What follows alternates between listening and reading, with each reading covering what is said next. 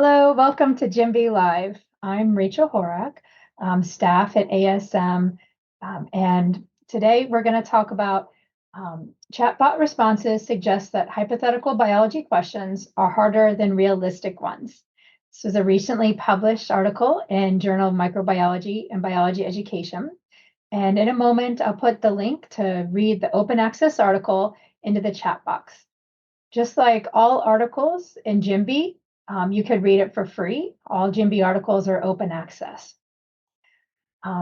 Today, when you have a question for our speakers, you're going to use the Q&A box to add your question for our question period after our speakers give their presentation. A couple times during the presentation today, you're going to be asked to contribute some knowledge into the chat box. And so you'll see that come available when the speakers ask you. So thanks so much for coming today. Don't forget to put your questions in the Q&A box so that we can talk about them at the end. So I'm going to turn it over today to our moderator, Stanley Maloy, who is the editor-in-chief of JMBE. Well, hi, everyone.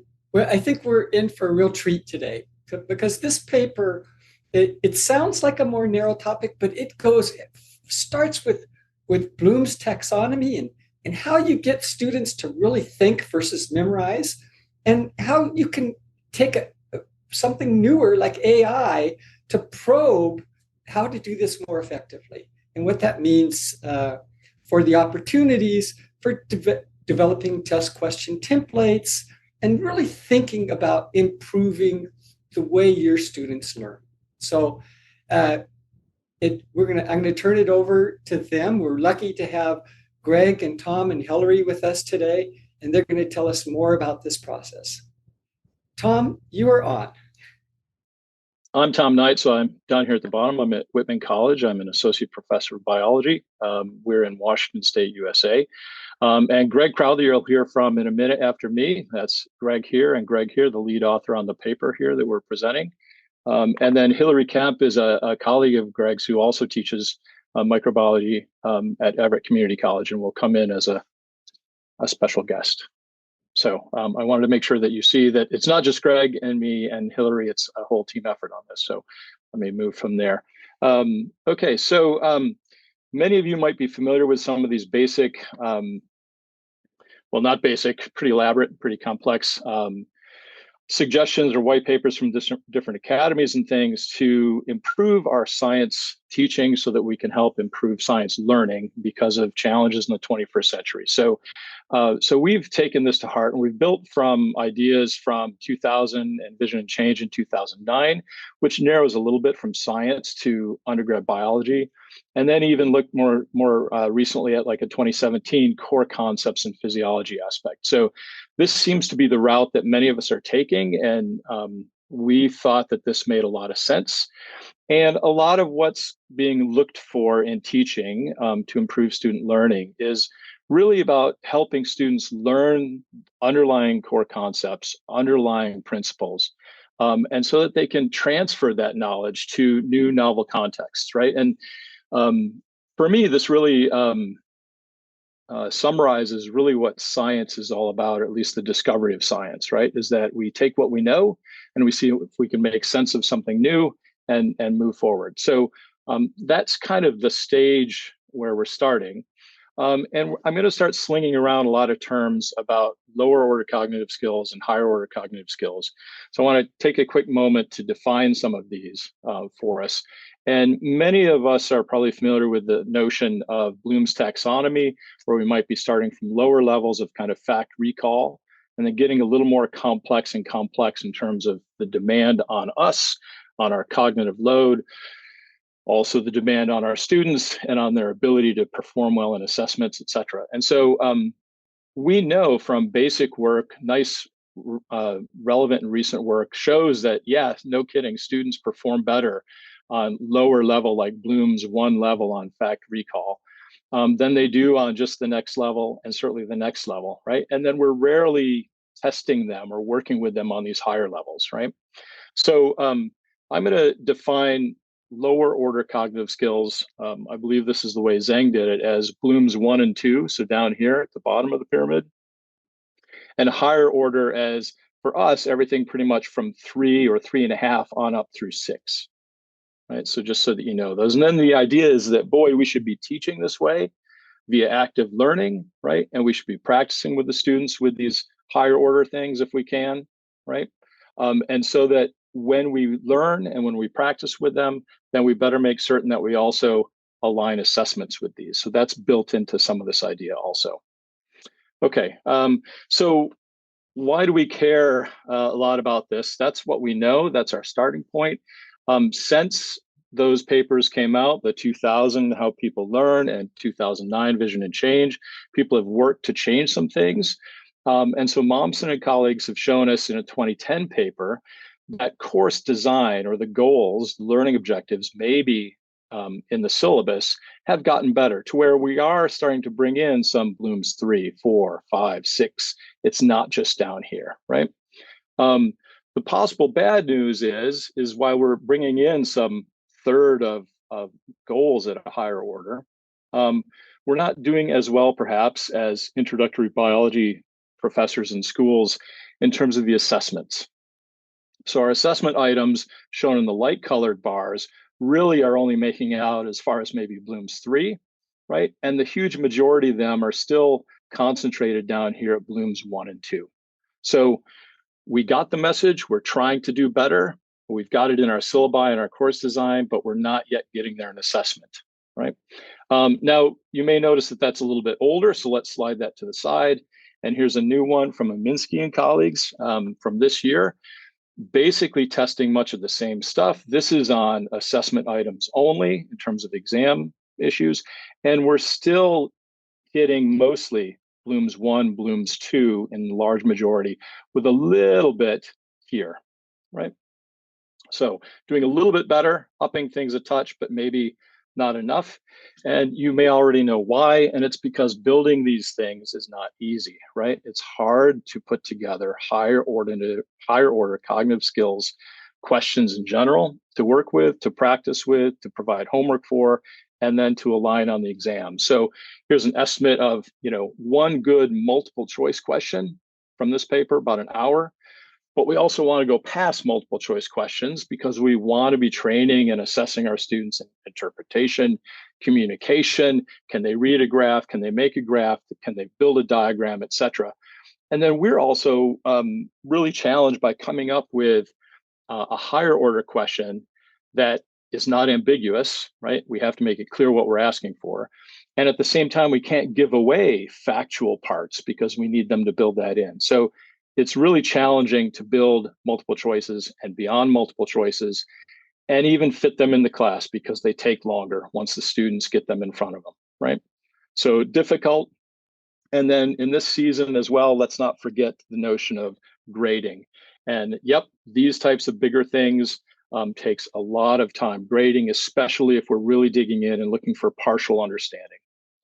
So those are some of the challenges. Now, National Science Foundation has funded trying to set up higher order cognitive skill assessment level. So here's an example from PhysioMaps, an offshoot of the BioMaps program. This is published in JMBE in 2019, right? And we're basically working with these frameworks to build questions that require students to approach things at a higher order, right? So there's an example, one that's no longer made the cut, so okay to share. And the developers of these, especially PhysioMaps, Samsar et al., published that, they really saw that having students apply basic concepts, that we needed to get them into the novel or hypothetical questions, because that seemed to shift how they approach the questions away from some stubborn anchoring to factual and more into application of principles and concepts. So we like this. We agree with this idea. We think that this matches really nicely those calls to action. And we really want to get students trying high order cognitive skills. Perhaps novel context is the way to do this. So PhysioMaps, BioMaps, great start. Unfortunately, we can't really use them in our classes for testing. They're really built for program assessment. And so we as a team have started kind of building some higher order cognitive skills assessment, higher Bloom's 3 and up questions, so that we can use them in the teaching the practicing, and in carefully aligned assessment questions. And we're doing this with novel context as one aspect of it. There's some concerns with this. Sometimes students are concerned about things being unfair. Where did this question come from? I wasn't prepared for that. We didn't cover it in class. Or why would you talk about some lizard or some alien because we're studying human A&P? Why would that come up? And so you need to be cautious of those student concerns. But as experimentalists, we looked to see if anyone had actual demonstration of novel or hypothetical context being more difficult, and we couldn't really find this, right? So we thought as a first step, as we're building things, that we better test this hypothesis, right?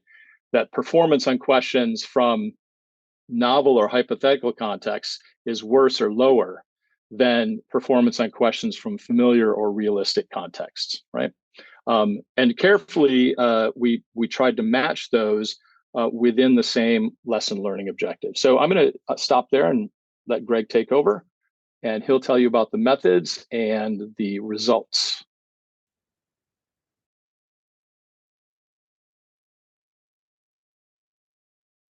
Okay, thanks, Tom.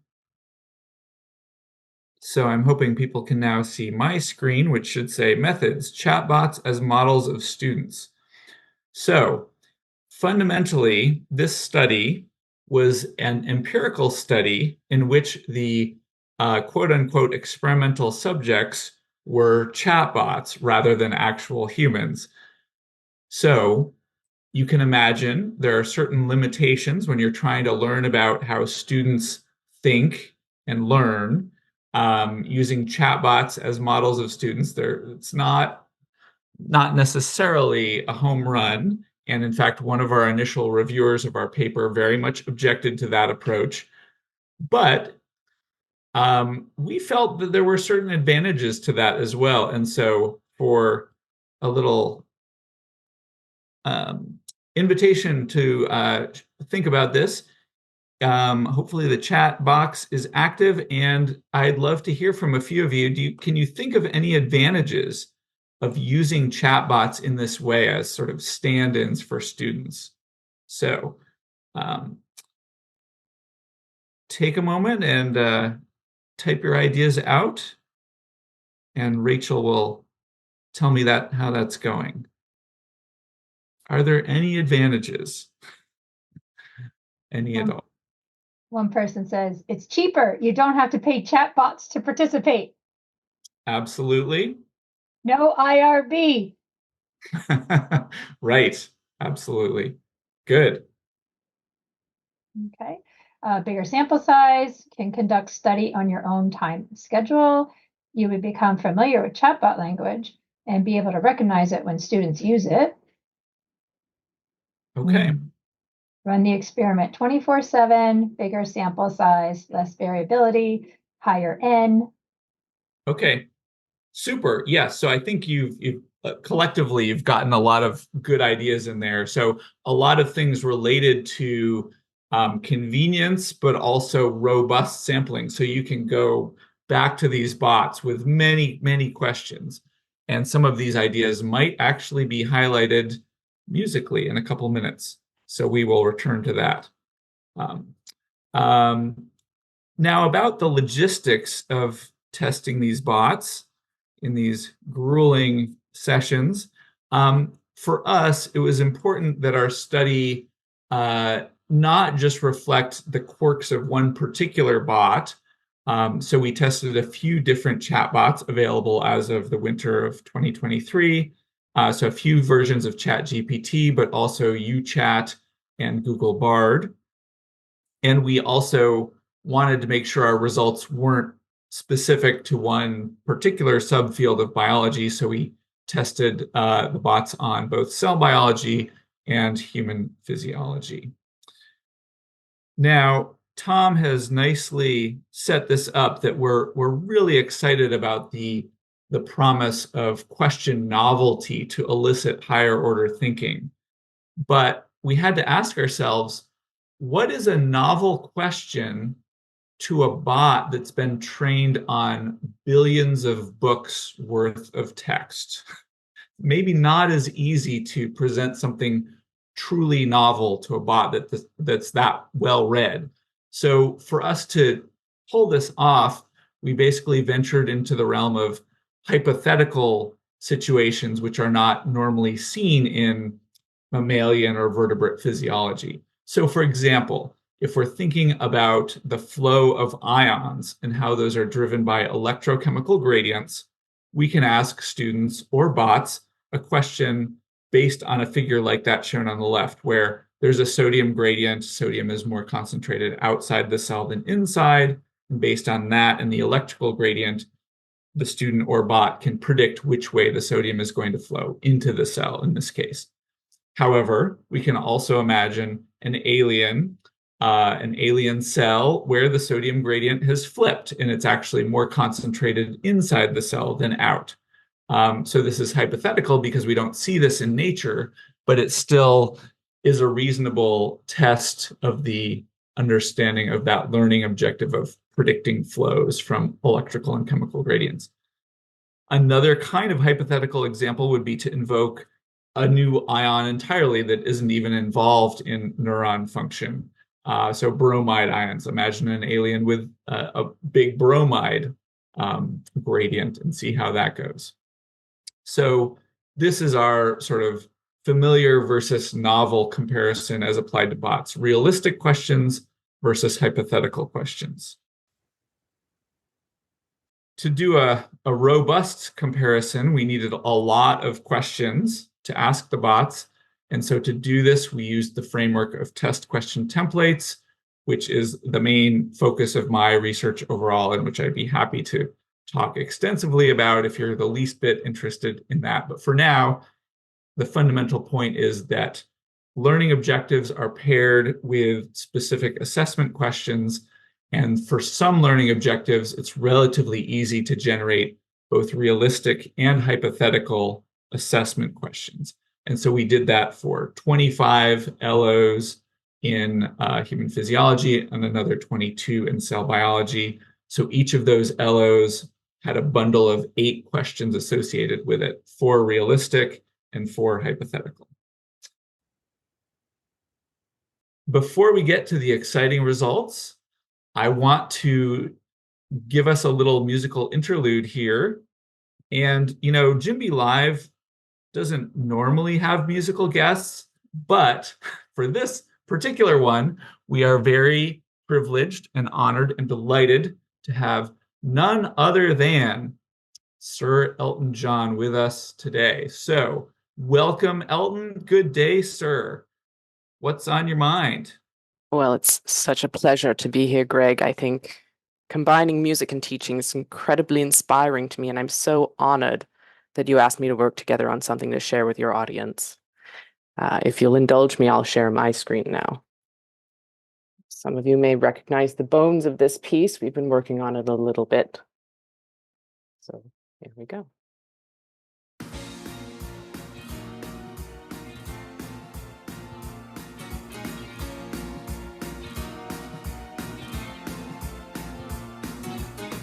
Let me just tell you what it's like. Students who respond as fast as I can type. They're up for every topic that I choose. I got to say I like those formal words they use. They're never ill and they're never bored. They field 100 questions and they ask for more. You know I love to teach, but at the end of the day, I kind of wish my students would just fade away. Don't you know I'm still grading longer than I ever did? LLM bots won't quit. They kind of make me miss the kids. And I'm still grading after all this time. No longer bound by neural limits of the human mind. I'm still grading. I'm still grading. I'm still grading. I'm still grading.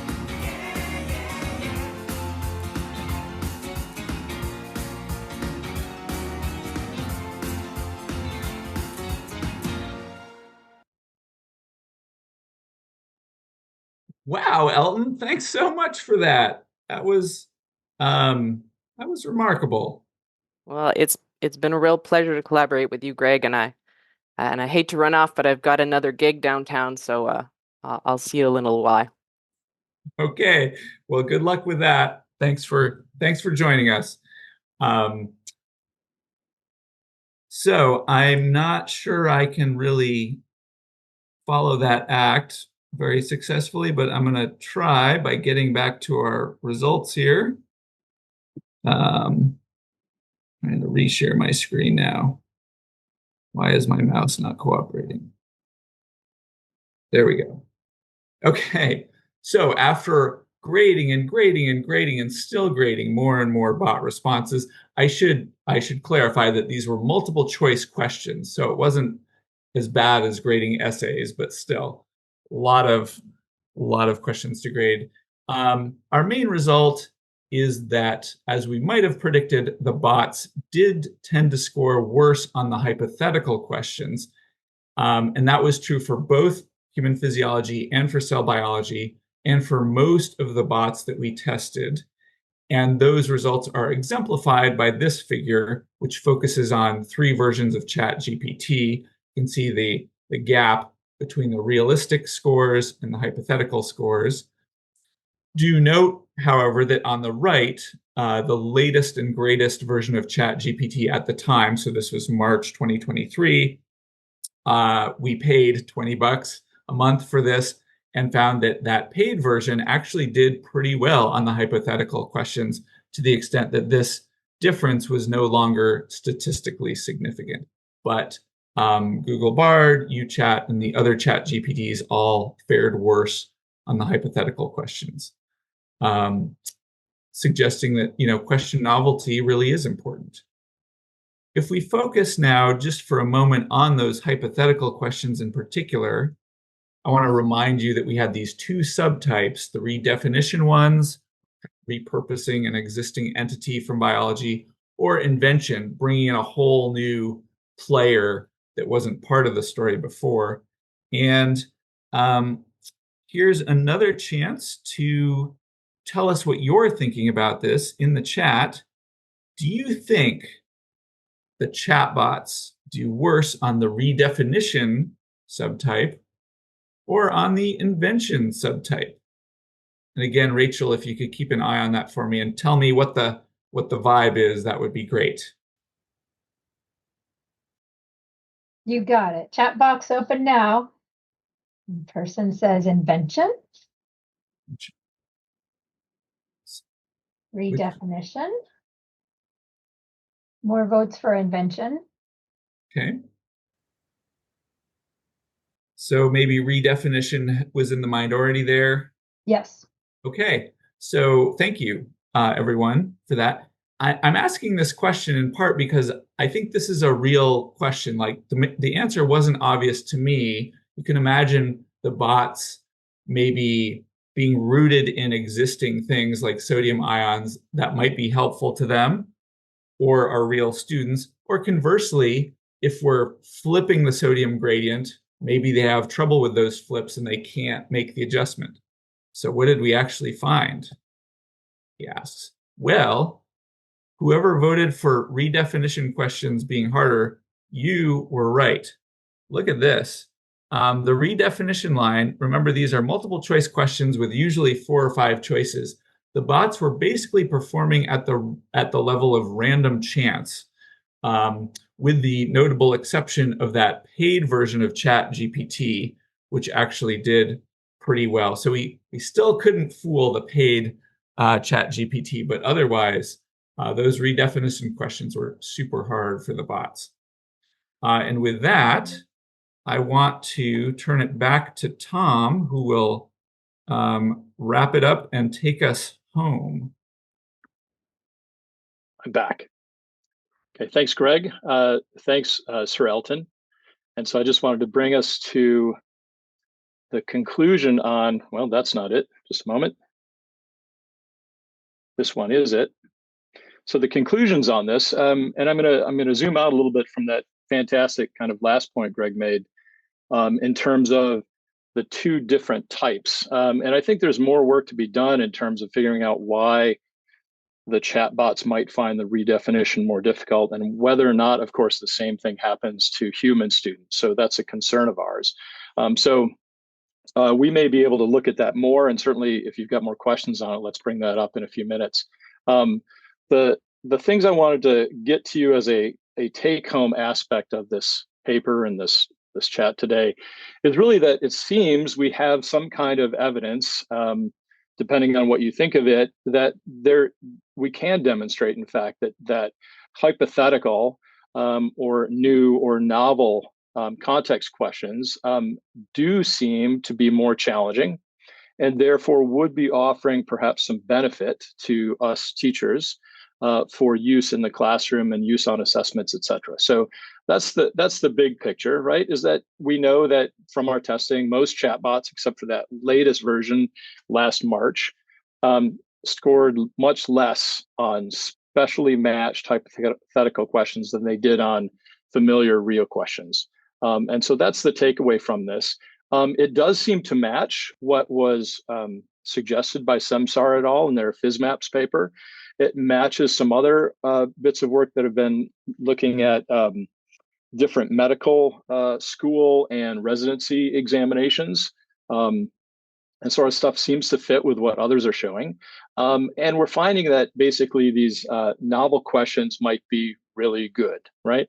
Now, of course, the big hitch is to try to figure out if there's a difference in human students, and if maybe a little bit deeper, that reflects some cognitive difference in humans, right? Rather than just perhaps skill level from student A to student B, but actually that an individual student is approaching these questions differently, right? And so we've basically got much more stuff to do. We want to test these similar ideas. This is trickier, as you guys all noticed quickly in the chat box. Because working with real students is tricky. I also want to point out the idea that working with real students is also complicated because of different varying learner abilities. And some of those might involve things like socioeconomic status and accessibility and equity concerns. And so it is a challenging thing. We've done the first jump toward that, and we want to maybe continue with that in humans. The idea here is whether or not we can see if humans are getting stuck in these superficial surface features of questions, like we think maybe the chatbots were doing, because they're just doing word association at those early chatbot versions, versus whether students are using more structural, to use kind of a cognitive psych term, whether the students are looking more structural features, underlying principles, core concepts, using those as an expert would to approach a new problem and figure it out.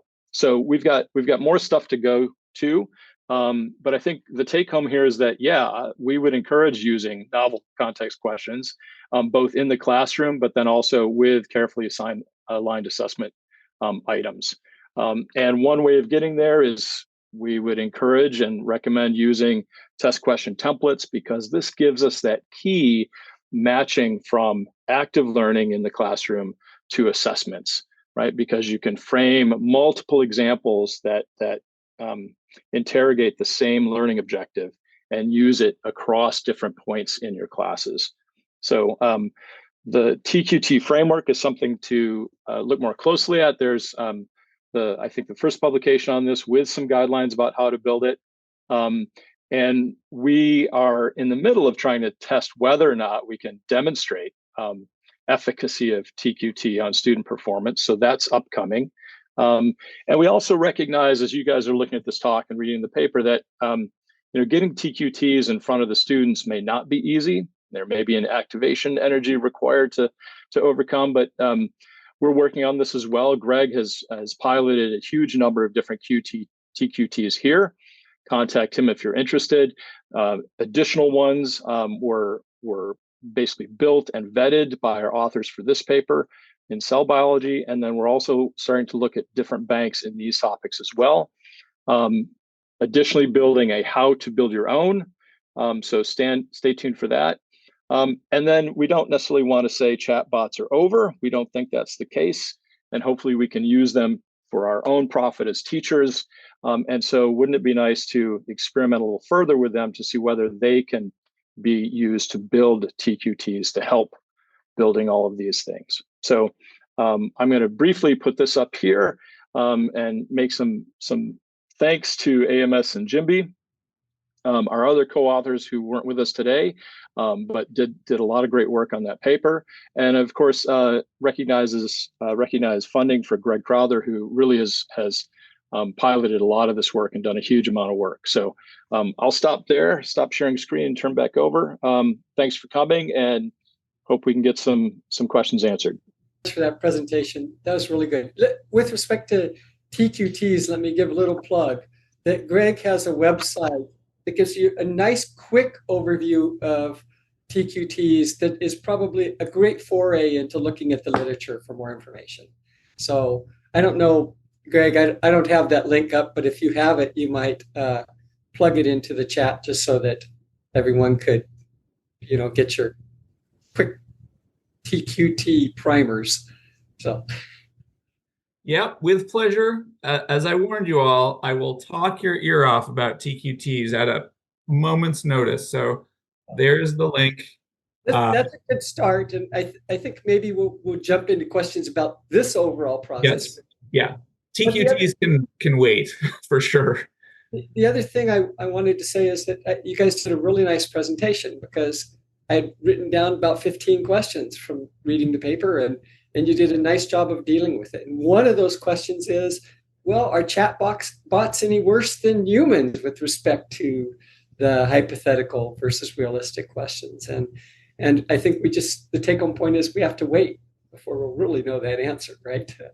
Yep. And I think that's, I would say, and I know that you and the audience knows this, I think that's really important, specifically because the benefit of chatbots is that you don't have the diverse population that learn in different ways. And with respect to humans, that could really have an important impact in terms of how you design your classroom experiences, right? So, right. Yeah, absolutely. Human diversity is wonderful and to be celebrated, but in certain experimental research contexts, it can also be a bit of a drag.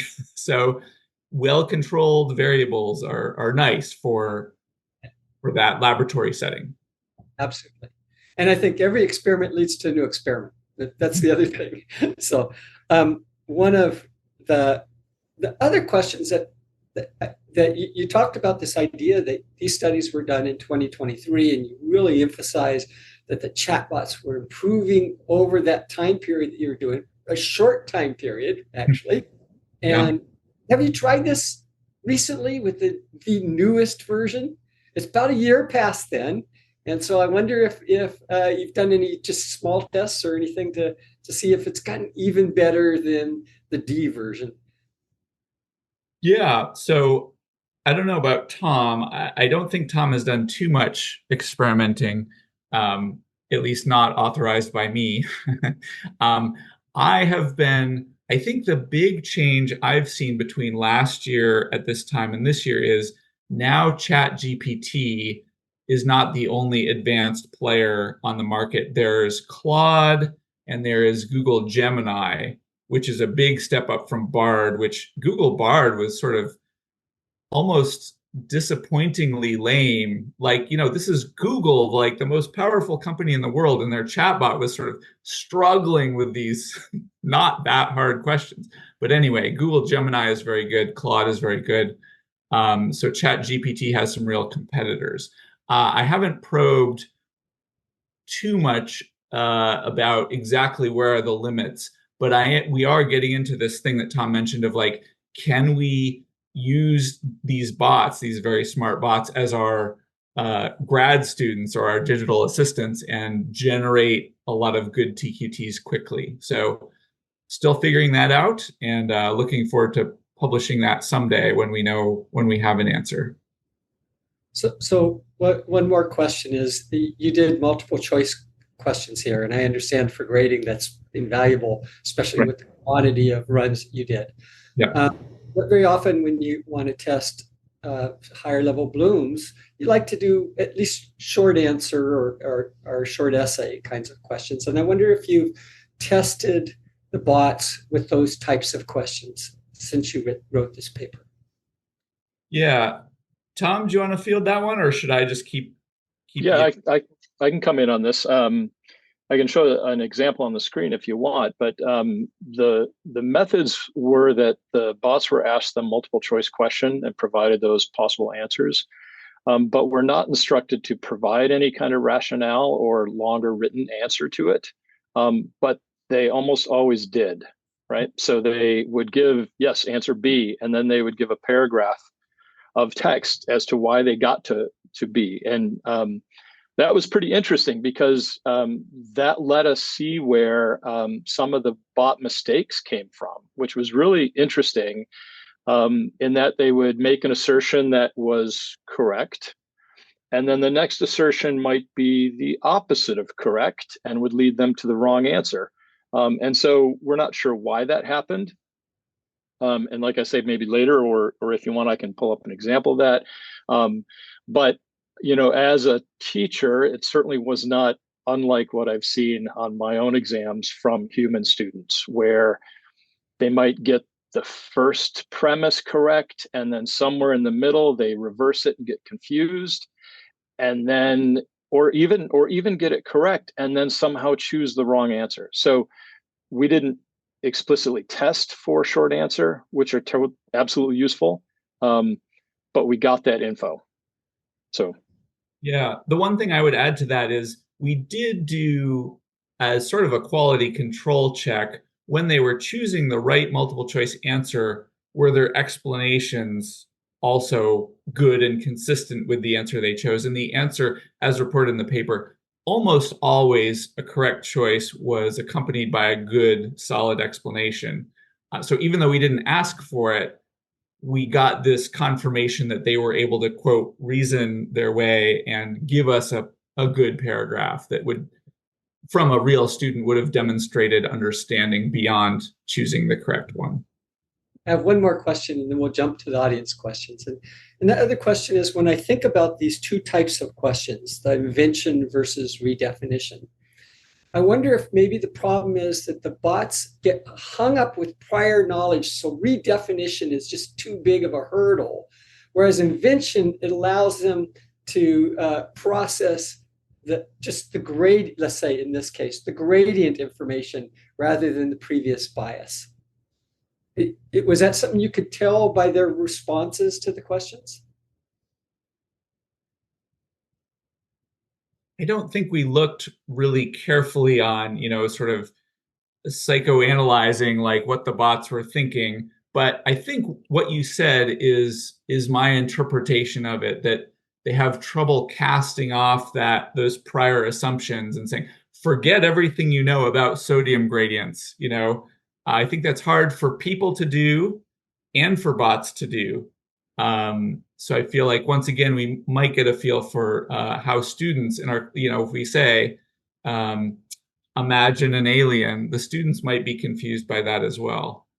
But it's a step we want them to be able to take, you know, when they encounter a patient who's had a disease they've never seen before, suddenly assumptions go out the window. So it's hard to be that flexible in our thinking, but it's something we want to encourage, I think.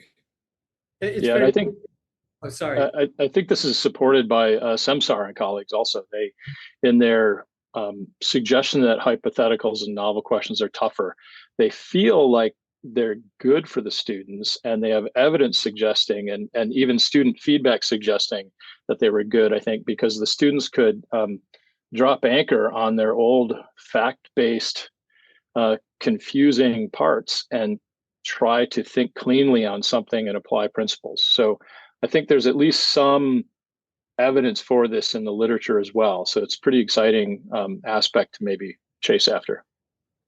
I think it's a really important point, because in your paper, you have a nice quote about students saying, stop with the aliens or monsters. And I have to say, I remember as a student feeling that way myself, right? And so it is an interesting thing. And that leads right into one of the questions from the audience, right? So Yvonne says, how would these questions be different than if you make predictions from some new kind of mutation, right? So instead of it being an alien, it's something they can relate to, but it's got a totally different framework there. So it's also hypothetical, but it's got that slight touch of realism. Sure. Tom, I don't want to like just dominate. So is that one you want, or do you want me to take it? It's all yours. Okay. So I think great question. Thank you for that. And here where I want to distinguish between what we needed to do for the purposes of this study to, feed bots something that would be truly novel even to the bots, and what we as instructors want to do with our actual human students. So for you as an instructor of real humans, I think that genetic mutation kind of approach is perfect. And if you have that option, go with that. Go with something that is novel but realistic. In cases where we can't think of a realistic example because we aren't clinicians or we aren't comparative physiologists, I often invoke aliens just as kind of a shortcut. But yeah, if you have a more realistic novel example, go with that. Your students will appreciate that, I think. I think, by the way, you mentioned somewhere that about 0.2% of the questions in test banks involve aliens. Yeah, there's another paper that we're actually working on about that. Aliens and animals, do they have a place in human physiology? Stay tuned. Okay. But so Yvonne had a second question, and that goes back to thinking about really Bloom's taxonomy. And she said, are harder questions better or more effective at helping students achieve learning objectives? Yeah, interesting. So I can try part of that, and I know I'm not going to get all of it.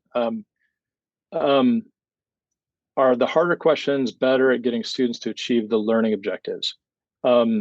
It would depend on the learning objective, right? So, and that may vary for a 100 level intro class to a 200 level to a 300 level, what have you. So that's pretty straightforward there. And whereas at the 100 level, you may have a learning objective just that really is mostly content based and, fact and remembering and maybe some understanding, but much less application or evaluation or analysis of it, these higher levels. But then I think most of us in our teaching would try to increase the proportion of those higher Bloom's types of things in the higher level courses as well. So they should be there, I think, in the intro classes, but then maybe you increase the proportion as you go farther, because I think our objectives of teaching are different, right? We have a pretty hierarchical system in life science ed, I think, where they have to know some of the content, I believe, to be able to start to apply content and evaluate and interpret stuff. So there's this trade-off of getting them a base of understanding from which then they can remember principles, test principles, apply principles, and transfer some of their understanding to new situations. So I think harder is good, and harder should be used at lower levels, but maybe a lower proportion of them. And maybe just as a map to where we want to go, right? And this is why you're learning the basic content, because we want to get you to this point. So let's train you up in getting there. Let's try to make you understand why this principle, even if it seems confusing or buried, is what you really want to get. It doesn't mean we don't need to know the content. We have to know the content to make sense of the principles. And I think those things are completely intertwined.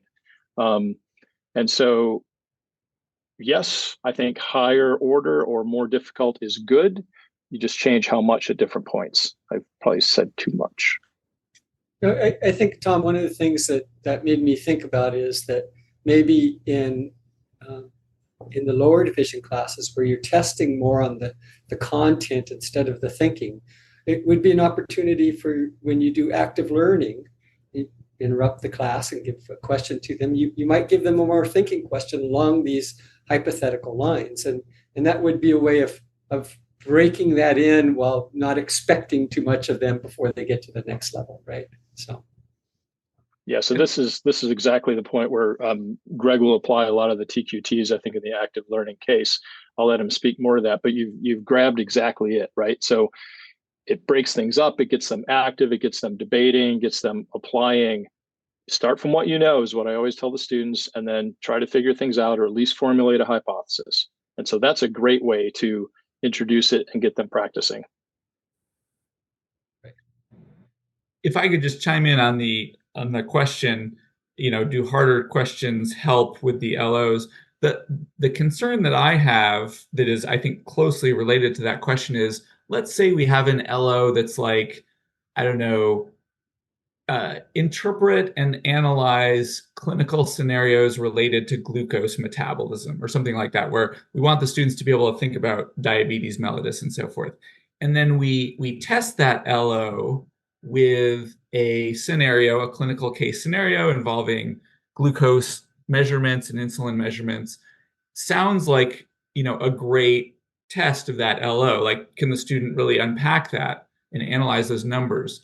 But if it's like exactly from the same scenario that was previously done in class as a worksheet, then it's no longer novel, and the student doesn't really have to analyze anymore. They just have to remember what they wrote down on the worksheet before. So I feel like the novel questions are a truer test, in a sense, of the LO. Can you really do that LO when we hold your feet to the fire, to use an inappropriate metaphor? So in many ways, you could say, if there's a question that makes you think, makes you develop new knowledge versus spitting out something from one of your neurons, it's harder by definition. Thinking is hard. I think, by the way, it's good to think of thinking as being fun too, not just hard, right? And so I think that it takes a while for students to learn the fun part of thinking, but once you get hooked on it, that's how you develop into a real scientist. Yeah, I keep trying to pitch this like aliens are fun, students, but I haven't convinced them all yet. Yeah, but when they see a way that they can connect what they might think is boring basic content to solving a problem that, oh my God, they couldn't have figured out a week earlier, right? That should impress upon some of them that this is good to do. It makes sense, and it gives me the abilities to discover new things, right? And that's one thing we want to get into a lot of our science students, right? I'm going to get to another question, but I'll just say that also ties back to the whole concept of being able to process misinformation that's loaded on us in society. If you can't think critically about things that you haven't been exposed to, you're never going to be able to get beyond that. So I think even if somebody doesn't go on in the discipline or use that particular discipline, the skill set is extremely valuable. So Crystal asked the question, given that chatbots respond similarly to students, what are your thoughts on take-home exams that test higher order blooms? Yes. Crystal, that's a hard question that you asked.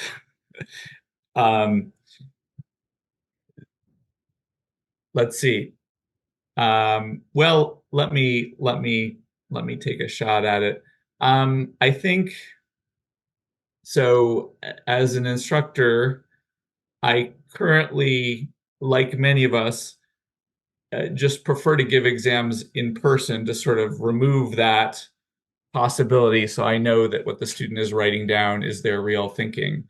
I can't do that forever, and some courses just have to be taught online. So can we, I don't have a great answer. One thing that I've heard various people talking about that I think has some potential is acknowledge that, the students can use the bots.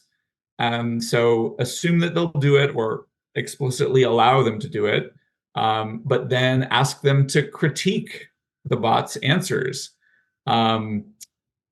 which, they could probably put that back into the bot and say, critique your own answer now. But some level of critiquing, I think, is good.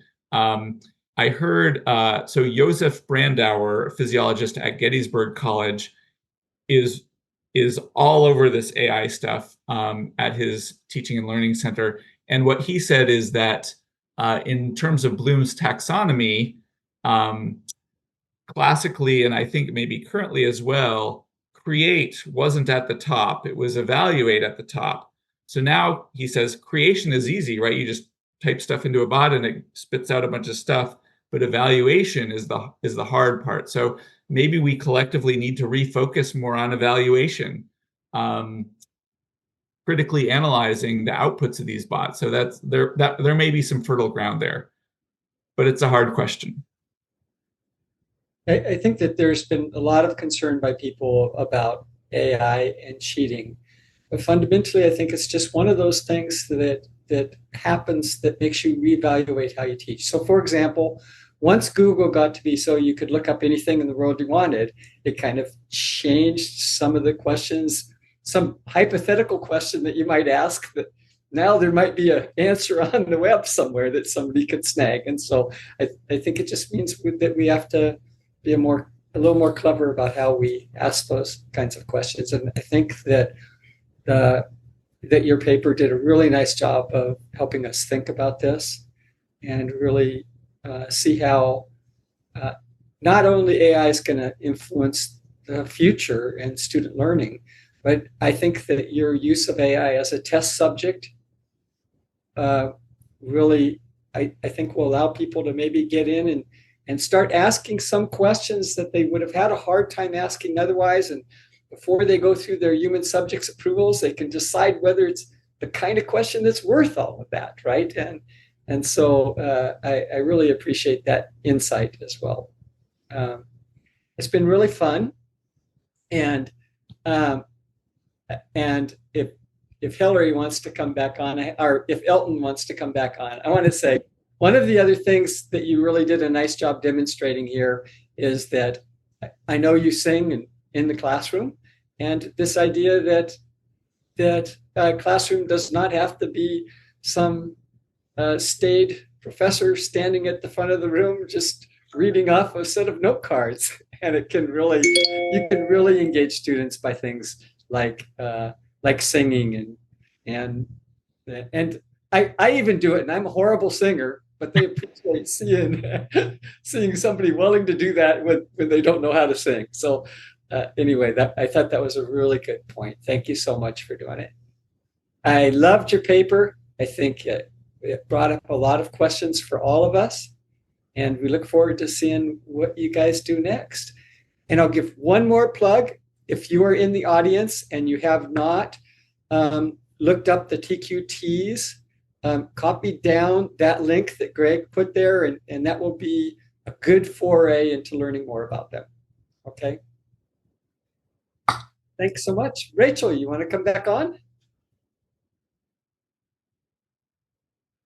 Cool. Thanks to our speakers today. Really learning a lot from all of you all. Now, we have a great opportunity coming up. So Greg and Tom told us about how they investigated student learning. And that's part of the broader field of biology education research. And we're going to learn more about the fundamental concepts of biology education research with a webinar series that starts next Wednesday. And it's a 7-part webinar series. We're going to think about how to investigate what you want to know about student learning, how to do a research question, the qualitative, the quantitative methods, mixed methods, assessments, tools. It's going to be really great. And it starts Wednesday. So take a look at the link and, oh, yay, testimonial.